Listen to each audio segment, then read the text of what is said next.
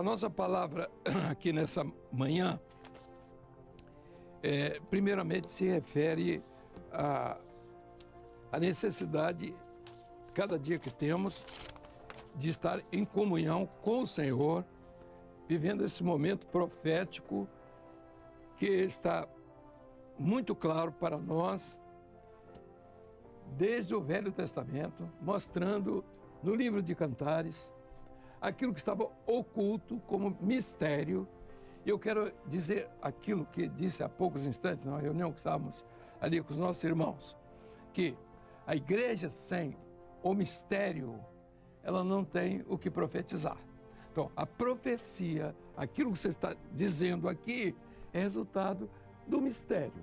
Então, se a igreja não tem mistério, ela não tem o que profetizar. Se ela não tem o que profetizar, ela não é a igreja fiel. A igreja fiel tem que estar em condições de profetizar. E ela, para profetizar, ela tem que entender, ela tem que estar dentro do mistério. A palavra de Deus toda é um mistério. Por quê? Porque esse mistério foi ditado no Velho Testamento e no Novo Testamento ele é renovado. O mesmo Espírito que ditou no Velho Testamento é o mesmo Espírito que revela em nossos dias. A operação do Espírito Santo no Velho Testamento traz para aquele povo um tipo de instrução, um tipo de cobrança e uma operação diferente da igreja. Por quê? Porque no Velho Testamento nós vamos encontrar aquilo que a palavra mostra. Por exemplo, quando fala a respeito de fé, onde o Senhor, na verdade, quando se refere no Velho Testamento, ele faz como que a fé não é aquilo que existe no Novo Testamento.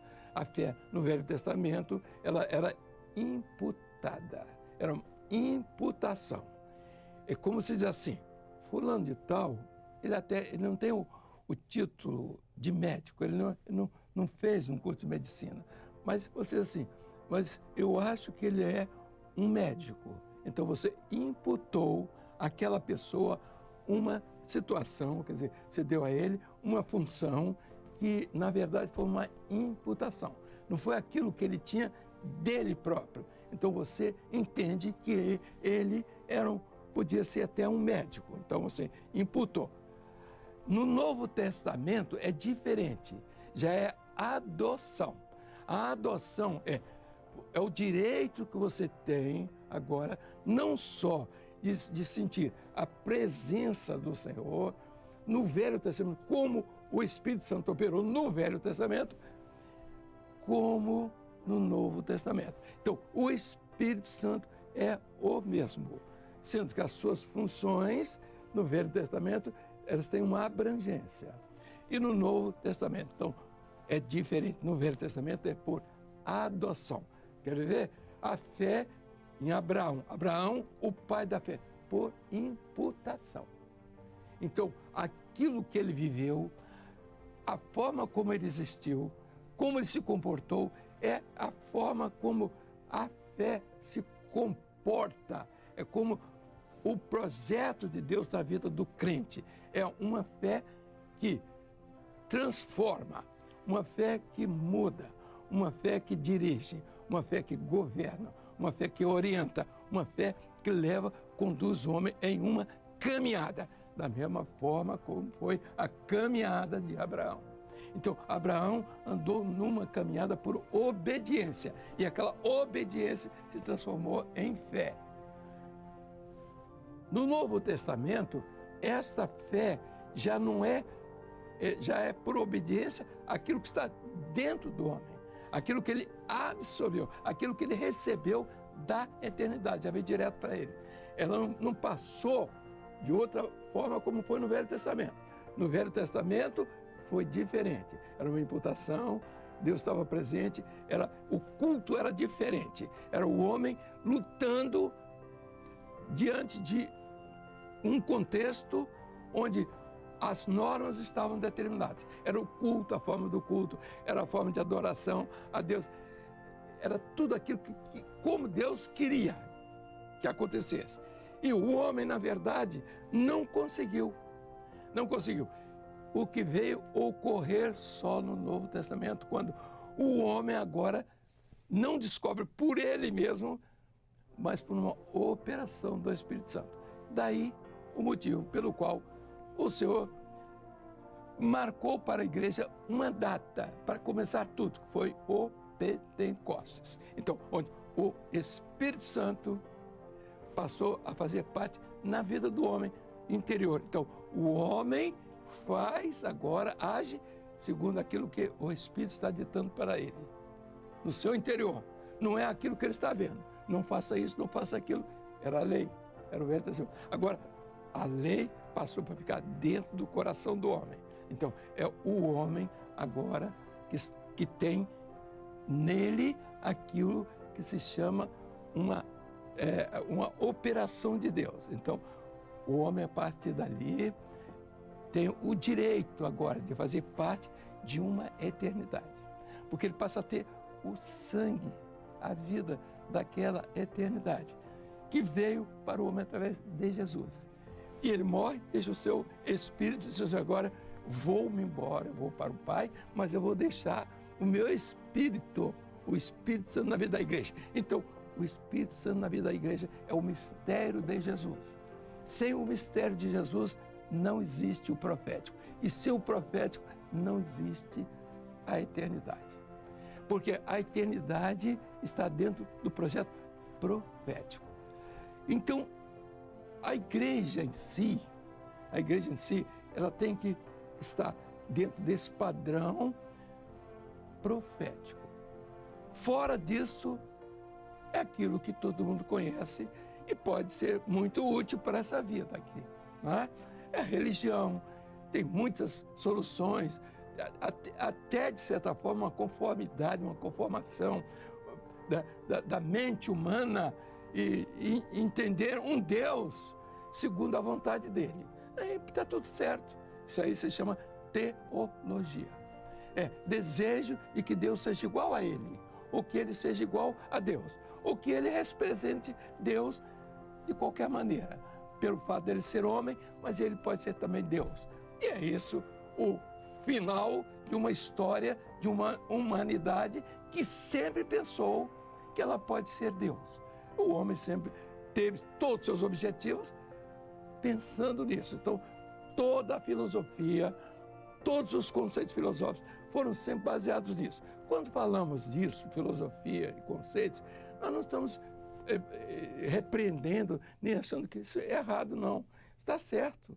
Só que isso é um lado da vida. O outro lado, então, é aquele onde você está vivendo uma vida que está apontada para a eternidade.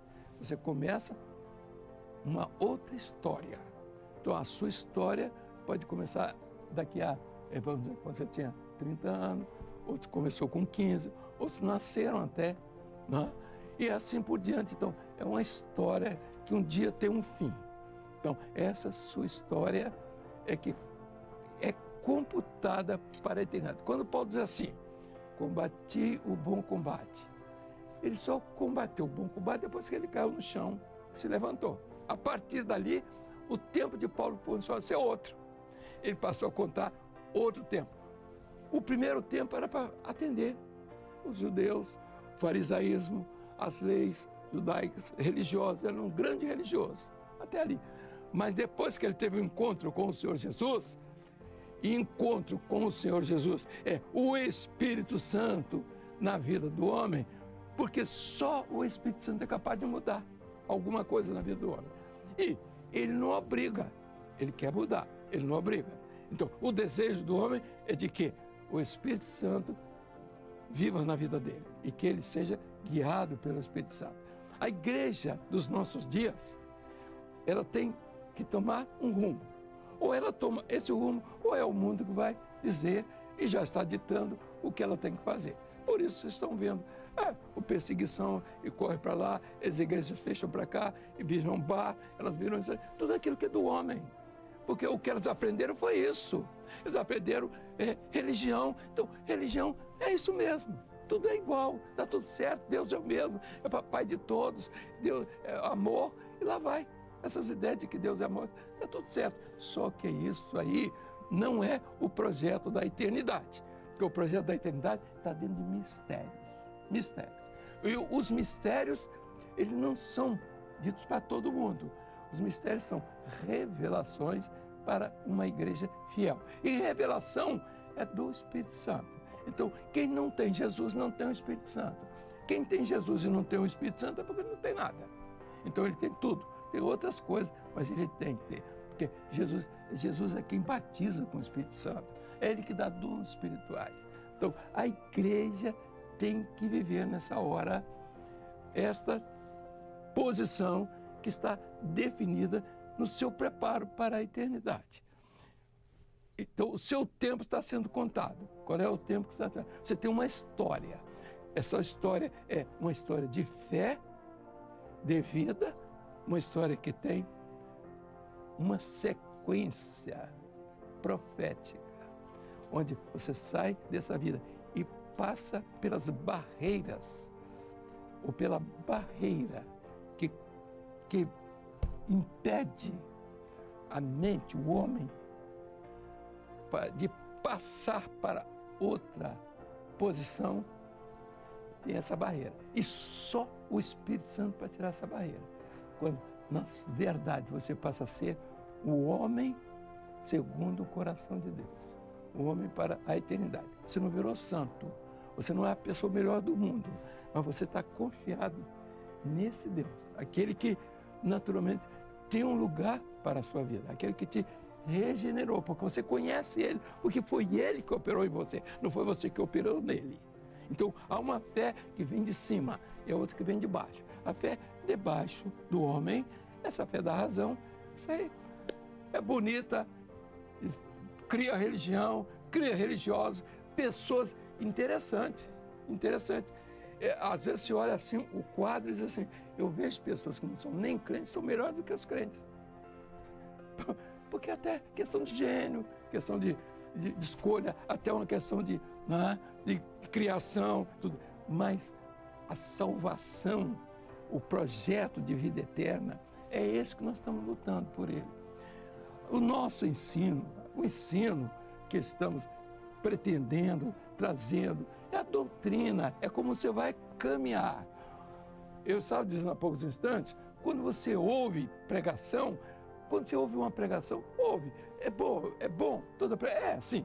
Você não está fazendo nada, não tem problema, mas vai ouvir pregação, está ótimo. Você gosta, há pessoas que gostam de pregação, eu também gosto. Não é? Agora, 10% você vai absorver, pode ser que você consiga absorver. Um pouquinho hoje, é como todo mundo diz, um pouquinho hoje, um pouquinho amanhã, outro pouquinho amanhã, outro pouquinho amanhã. Então, no fim do ano, não aprendeu nada. Um pouquinho mais, com um pouquinho mais, nada. O que importa não é exatamente isso. O que importa é você ter a consciência, é você mesmo definir suas posições diante de uma palavra. E essa palavra, meus irmãos, está sendo trazida para nós, para que nós façamos uma escolha. Nós não estamos aqui pregando, você vai ser da igreja Maranata ou não vai ser da igreja. Não, não é isso. Nós estamos dizendo o seguinte, você vai ou crer ou não crer. Você vai ter revelação ou razão. Está tudo certo. Ou é a sua vontade ou é a vontade do Espírito Santo. Então, tudo que o Espírito Santo quiser fazer, que eu estou fazendo. Não, isso não acontece. Mas a luta existe. E essa luta do homem na busca do projeto da eternidade é que faz com que ele se coloque na posição de servo. Ser servo é ficar nessa luta, é nessa batalha, é confiar no seu Senhor, naquele que é Senhor de todas as coisas. Então, se eu sou servo, tem que estar na vontade do Senhor. Às vezes, posso não fazer, ou posso deixar de fazer, e possa até olvidar, mas o propósito de Deus para a vida do crente é de que ele seja um servo, porque Deus tem uma obra para realizar. E é através da sua vida, não de uma vida isolada, mas uma vida que está no corpo. Então veja aqui, quando falamos em doutrina, e as pessoas ficam preocupadas, que doutrina? Porque o pastor sempre falando, doutrina é isso aí.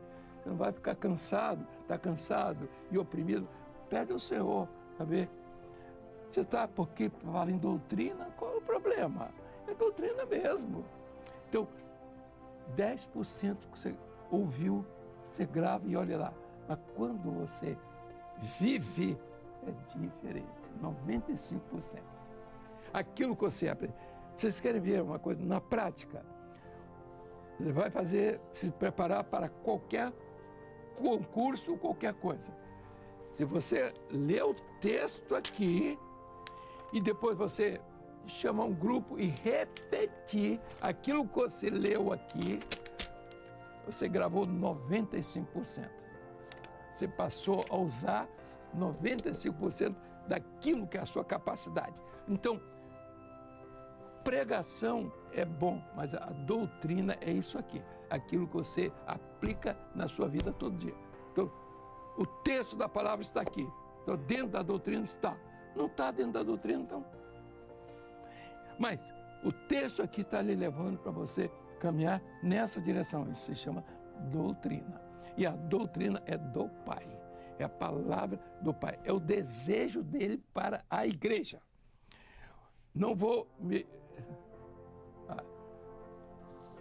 demorar mais sobre isso, porque nós estamos sempre preocupados em mostrar. Estamos no Velho Testamento, livro de Cantares, as perguntas estão sendo feitas relativas a Cantares, a igreja falando da sua saída, é a pertinência desse momento, daquilo que foi profetizado lá, que o mundo religioso nunca se ateve, mas que o Espírito Santo, por revelação, está dando para uma igreja se apropriar daquilo que é o profético. Então, não é só uma história que está lá em Cantares, história de amor. Um amor que gostou de outro, que não gostou, aquela bobagem de gente. Não é isso.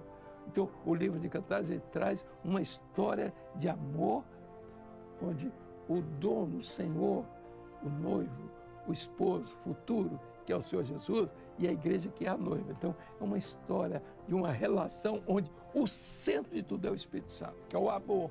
É esse que une a igreja ao Senhor Jesus. É o amor de Deus, que é o Espírito Santo. O Espírito Santo é que une a igreja ao Senhor. Mas vejam só, algumas perguntas que estão aqui, só vou me ater à primeira pergunta, assim. Lendo Êxodo capítulo 12, versos 3 a 13, doutrinariamente, observe, doutrinariamente, nós não queremos só uma história. A história está aqui. Ela é bonita e ao mesmo tempo triste, ela é cheia de obstáculos quando você pensa no que viveu o povo. Vamos deixar isso para lá. Nós é que temos que viver isso aqui. Não adianta ficar falando sobre porque Israel está para lá. Ela ficou lá, está na sua luta lá, vai lutar. Está querendo se segurar onde está. Onde eles dizem que são os donos, a terra é deles e está tudo certo. Geograficamente, historicamente, está tudo certo, é problema deles, não é o nosso. O nosso é outro, é diferente. Mas vejam só, aquilo que ocorreu, a ocorrência lá na saída de Israel, é a mesma da saída da igreja agora.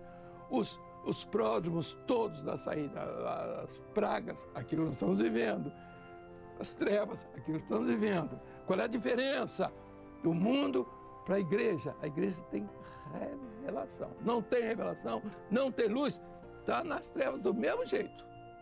Esse é o grande problema. Então, agora tem que ter a revelação. Aquilo que o mundo não está sabendo, está vivendo, mas tem seu julgamento lá. Mas o problema maior, biblicamente, profeticamente, não é a questão do mundo. Interessante, todo o projeto de Jesus com relação à igreja é advertir a igreja. Ele veio ao mundo para salvar, é isso aí, genérico. Mas com relação à igreja, ele tem os parâmetros, as parábolas, as conversas dele, toda a história da igreja, vamos dizer, as curas, tudo foram direcionadas para a igreja profeticamente, tudo para a igreja. E tanto é assim que as parábolas que ele falava, ele dizia assim, eu falo em parábola para que ninguém entenda. Sabe por quê? Ele queria que esta revelação a respeito das parábolas, quem iria fazer era o Espírito Santo na época oportuna. E nós estamos vendo hoje, já temos passado várias parábolas, e quase todas elas dizem respeito à igreja nos seus últimos dias. Todas elas. Então, elas estão voltadas profeticamente para isso. Agora, quem quer usar a parábola para contar a historinha, então, isso aí é o que nós conhecemos aí, né, como as fábulas que estão por aí. A fábula de La Fontaine, as fábulas daquele outro Esopo, né?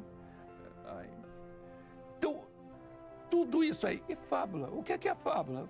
É coisa boa? É um ensino prático, objetivo para essa vida. Ética, né, e moral. Ótimo! Mas é isso que o senhor queria? Ensinar ética e moral? Eu queria falar a igreja de fenômenos, de momentos que ela precisava entender, porque precisava ouvir a voz dele e ele quer continuar falando. Há um povo que vai ouvir a voz dele. Eu acho isso aqui, eu penso isso aqui. Não, você acha isso aqui, mas o Espírito Santo quer isso aqui. É coisa diferente. Revelação não é razão. Razão filosófica, razão teológica você pode ter. E são pessoas extraordinárias, você não pode falar mal nem de filósofo nem de teólogo. O que você não pode fazer é confundir aquilo que é do conhecido, que é ciência, daquilo que é o mistério. Então, a igreja não tem mistério, ela não tem nada. Ela não tem nada para dizer. Ela não tem o profético. E quem conhece a história, né, contemporânea, chamada moderna, vê o que aconteceu na verdade. Está acontecendo. Os grandes teólogos foram quase todos eles voltados para a conversa, para a filosofia. E filosofia não leva à eternidade. Então, embora que não ocupe espaço, mas não leva à eternidade. Serve para essa vida. Então, é bonito? É bonito. Pessoas inteligentes, pessoas que gostam de pensar, pessoas que têm tempo até para isso, não é? Continuando então aqui, vamos lá. A pergunta que está aqui, que eu quero me ater, ela diz o seguinte: lendo Êxodo 12, doutrinariamente, qual a aplicação profética dos seguintes elementos? O cordeiro. Profeticamente, o cordeiro estava no Velho Testamento, é o mesmo hoje, que é Jesus, o cordeiro. É o mesmo nos nossos dias. Não estamos falando de outro cordeiro. Então, agora, lá é histórico, aqui é profético. Lá era o cordeiro, assim, não comereis dele nada cru. Por quê? Para nós, o que significa não comer cordeiro cru? Não pegar pedaço. Olha, a minha religião está presa aqui, que Jesus é bonzinho. Pronto. Jesus é bom, Jesus salva, coitadinho de Jesus, morreu, tadinho do cordeirinho, mataram o cordeirinho. Não é isso. Esse é o cordeiro cru. Tem valor? Tem, mas não para a eternidade. É simplesmente uma fotografia. Eu faço aqui a fotografia de Jesus e você fica de joelhos diante da fotografia de Jesus para o cordeiro cru. Nem cozido em água. Não, então não é o pedaço. O cozimento de água no passado era o chamado guisado. Todo mundo conhece o guisado de Esaú, né? O que era o guisado? O guisado era pegar as partes moles do cordeiro e cozinhar. Então, diz assim, não, eu só creio que não pode comer carne, não pode não sei o quê. O fraco, e Paulo já diz assim, fraco come mesmo legumes, comer legumes, não pode comer coisa... Né? Aí nós dizemos assim, e o forte? Não, forte espiritualmente, ele come brita, arame farpado, come qualquer coisa. Agora, o fraco come coisinha de coelho. Tá bom, tá fazendo regime, né? Tem gente aqui que só come verde, né? assim, quando na frente dos outros, escondido, come tudo. Mas veja aqui, o fraco come legumes. Então nós estamos vendo, meus irmãos, que há uma diferença fundamental nas coisas. E diz, o cordeiro está aqui. Não comereis dele nada, não comereis dele cru. Jesus é bom, Jesus é maravilhoso, é o cordeiro cru. A coisa mais bonita do que um cordeirinho. Tudo que eu queria lá em casa era ter um cordeirinho pequenininho a vida inteira para brincar com as crianças. Né? Nós temos uma manainha aqui. Nem cozido em água, não é parte que você pega. Aqui, isso aqui, ó, eu creio nisso aqui. As bases do cristianismo estão em 4 pontos. Bobagem. Toda a Bíblia, não comereis dele cru, nem cozido em água. Por que água? Porque a água degenera, é coisa para agora, entende? Para o momento. Você pega uma partezinha aqui, é pregação à noite.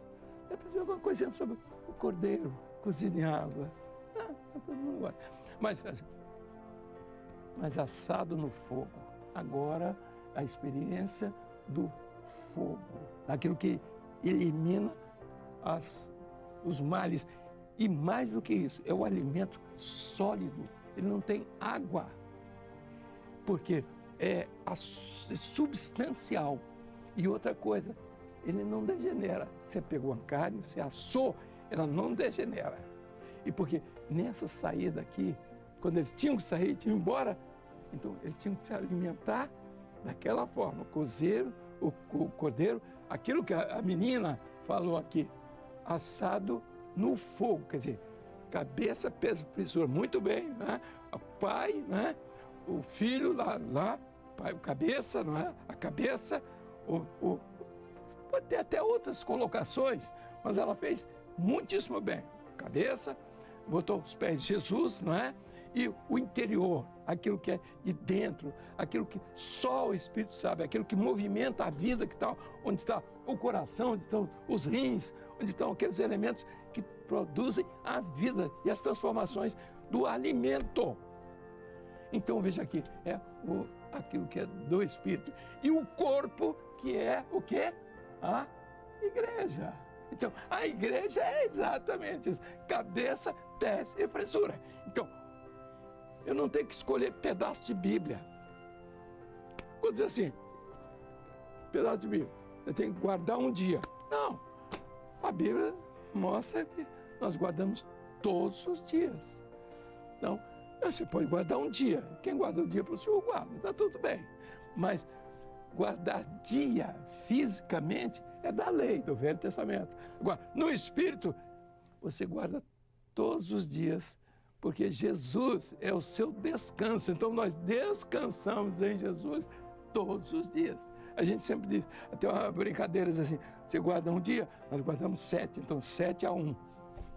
Né? Não é aquele negócio que, naquela surra que o Brasil tomou nada, 7-1, mas é 7-1. Então, é aquilo que nós temos. Então, não comerei dele nada cru, nem cozido em água. Agora é a saída. Entende? Não adianta você estar preso em versículo bíblico. Ó, eu estou com a palavra, você está na letra. Entendeu? Eu faço isso porque eu estou na palavra. Não, você está na letra. Hein? Fogo do Espírito Santo, a palavra. Pois é a palavra, nessa hora, fogo. É a luz. Por causa de que fogo? Por que o que fogo? Por causa das trevas que aí estão. Então a palavra tem que ser revelada. Porque senão o homem destrói. O que vem aí é para destruir tudo. O que vem aí, os irmãos estão pensando que está tudo mil maravilhas. Não estão, não. A igreja que vai sofrer é a igreja que está no Espírito. Essa outra não tem nada para perder. Vai se misturar, é isso mesmo, a filosofia disse isso, a teologia disse isso, está tudo certo. É aqui no China está fazendo uma Bíblia. E vai fazer. Está fazendo. Israel também. Então, todo mundo está fazendo. O mundo não tem como reagir. Não tem. Por quê? Não tem a revelação. Não tem doutrina. Doutrina é você estar seguro da sua posição para a partida nessa hora.